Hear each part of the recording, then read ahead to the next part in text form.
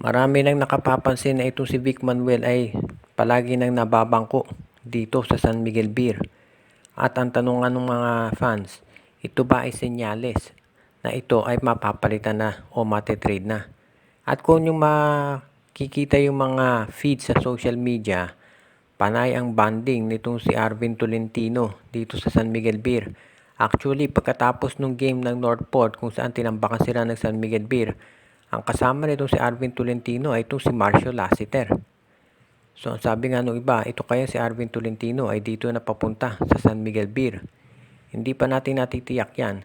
Pero mukhang maliwanag dito, ang sabi ng iba, ang maganda raw maging kapalitan nitong si Vic Manuel ay itong si Arvin Tolentino. Pwedeng maging power forward itong si Arvin ng San Miguel Beer.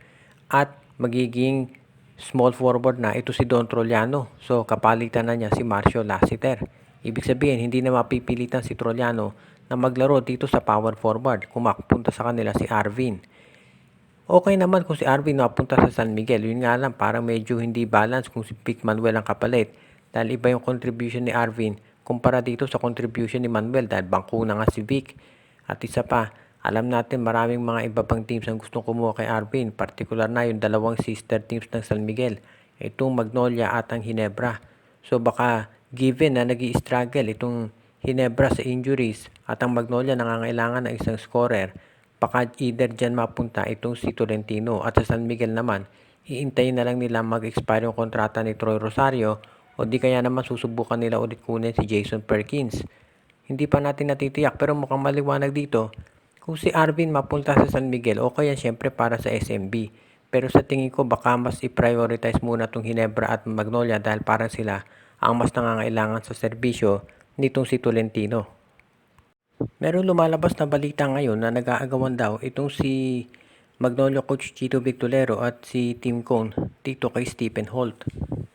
Kung inyo maaalala, ang tanda natin itong si Arvin Tolentino dapat una sa Magnolia yan. Ang balita nga, Arvin Tolentino for Calvin Abueva. Pero hindi nga natuloy yung trade dahil masyado na maganda performance ni Arvin at bumaba itong si Calvin. At ang sa pambalita lumabas, dahil nga na-injure si Jamie Malonzo, ibibigay na raw to si Arvin Tolentino dito sa Barangay Ginebra. So ang mangyayari daw ito si Stephen Holt ay ilalagay na dito sa Magnolia since hindi nila makukuha itong si Arvin. Pero ang latest na lumabas na report ngayon dito sa social media, mukhang ang Ginebra gusto ring makuha itong si Stephen Holt para palakasin yung kanilang backcourt. Dahil nga matanda na rin ito si Stanley Pringle at itong si L.A. Tenorio. Baka nga mangyari, si Stanley Pringle ang ipalit para dito kay Stephen Holt. Baka samahan pa ng first round pick. Hindi pa natin makumpirma kung totoo ito pero syempre hindi matutuwa ang Magnolia dyan dahil kaya nga ibibigay sa kanila si Stephen Holt para kapalit nito si Arvin Tolentino dahil si Tolentino nga ibibigay na sa Ginebra. So hindi rin maganda kung makukuha pareho ng Ginebra itong si Tolentino at si Holt, gayong ito pareho ay dapat dito sa Magnolia. So hindi pa natin matitiyak kung kailan matutupad to pero malinaw ito si Stephen Holt nasa trading block na. Ang tanong na lamang ay kung aling team siya mapupunta. Kasi kinakailangan pang pag-isipang mabuti ng management dahil syempre gusto nilang palakasin pareho itong Barangay Ginebra at ang Magnolia.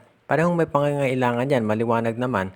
Itong Magnolia, big man na may tira sa labas, pati na isa pang shooting guard in case may matrade doon sa, for example, si Jerick Ahanbisi o si Gio Halalon, pwede si Stephen Holt. At ang Ginebra, alam natin, nakangailangan ng small forward, si Coach Tim Cone mismo nagsabi, at isa pang point guard.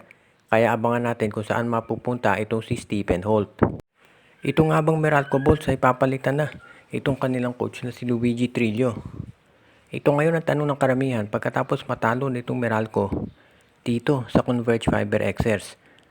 Alam natin na napakatagal nang hindi na nanalo ng Converge. Actually, bago pa magsimula itong conference na to, ang haba na ng kanilang losing streak. At sabi nga ng iba, yung mga teams umiiwas na matalo dito sa Converge Fiber Xers. Pero nangyari na nga at natalo ang Meralco at syempre hindi yan maganda dahil kahit pa bago mangyari yung laban na yon, nag-i-struggle na itong Meralco Bolts. So ang tanong ngayon, papalitan na kaya itong si Luigi Trillo? Pero ng mga espekulasyon na baka ito si Luigi Trillo talaga ay gusto na tanggalin ng ibang nasa sektor ng management at baka gustong ibalik si Coach Norman Black. Ang iba pang problema daw sa Meralco, yun nga hindi maliwanag na sitwasyon kung ano mangyayari dito kay Chris Newsome at sa iba pa nilang mga players Nasuspindi pa nga itong si Raymond Almasan. Kaya sa tingin natin, mukhang maraming problema talagang pinagdaraanan ngayon itong Meralco Bolts. At ang tanong ay kung siya ay mapapalitan na. Ka-appoint pa lang dito kay Luigi Trillo, so baka bigyan pa to ng pagkakataon. Pero sa tingin ko, medyo magiging maiksi na ang PC nitong Meralco Bolts, lalo na kung ma-eliminate sila kaagad. Dahil syempre, sa ngayon itong TNT hindi pa rin sigurado kung makakapasok doon sa twice to beat advantage. At maski na itong NLEX Road Warriors, maganda umpisa ng NLEX pero nakasunod-sunod na rin yung kanilang talo. San Miguel pa yung susunod na kalaban. So makikita natin ngayon kung ano ang gagawin ng Meralco Bolts dito kay Luigi Trillo, kung papalitan na o hindi. In fairness, mahusay naman na coach si Trillo. Natalo niya dito si Team Cone doon sa semifinals matchup ng Ginebra kontra Meralco. Pero mukhang hindi maganda sitwasyon ngayon, kaya wag na tayong magulat kung magdesisyon ang management ng Meralco na itong si Luigi Trillo ay dapat nang palitan ng iba. Maugo ngayon yung bali-balita na itong PBA ay magtatanggap pa raw ng iba pang mga teams.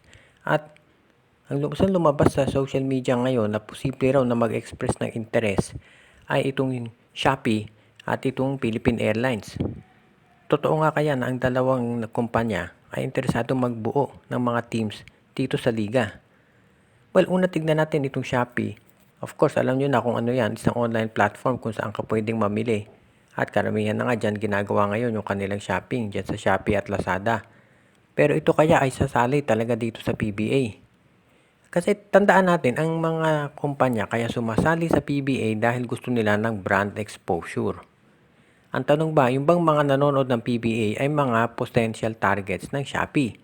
Pangalawa, kinakailangan ba nila to? Kasi kung titignan naman natin, kung kayo ay nag-i-internet, makikita ninyo na ang dami ng advertisements ng Shopee kung saan-saan. So, parang hindi na nila kinakailangan na gumastos pa para dito sa PBA. At saka kilala naman na yung brand, so baka hindi na nila kinakailangan. Although, sasabihin ng iba, ang SMC, kilala naman yung mga brands, pero meron pa rin team sa PBA. So, posible yan. Depende rin. Ito, syempre, sa magiging budget nila. At isa pa, itong Philippine Airlines. Alam natin may history ang Philippine Airlines ng problema sa budget. Kaya sa tingin ko, medyo malabo na ito ay sumali sa PBA. Dahil syempre, mag-iingat yan pagdating doon sa paggastos. Mas posible pa siguro itong, for example, yung SM. Dahil yan, walang problema sa budget yan. O kaya si Manny Villar. So, itong Shopee, posible kaya na sumali sa PBA. Sa tingin ko, kung gugustuhin nila, posible, may budget naman sila dyan. Yun nga lang, may background ba sila pagdating sa pagsuporta sa mga sporting activities? Itong Philippine Airlines, sa tingin ko, medyo malabo na sumali yan sa PBA, given na yung history nila pagdating dito sa financial situation. So, medyo malabo ang PAL.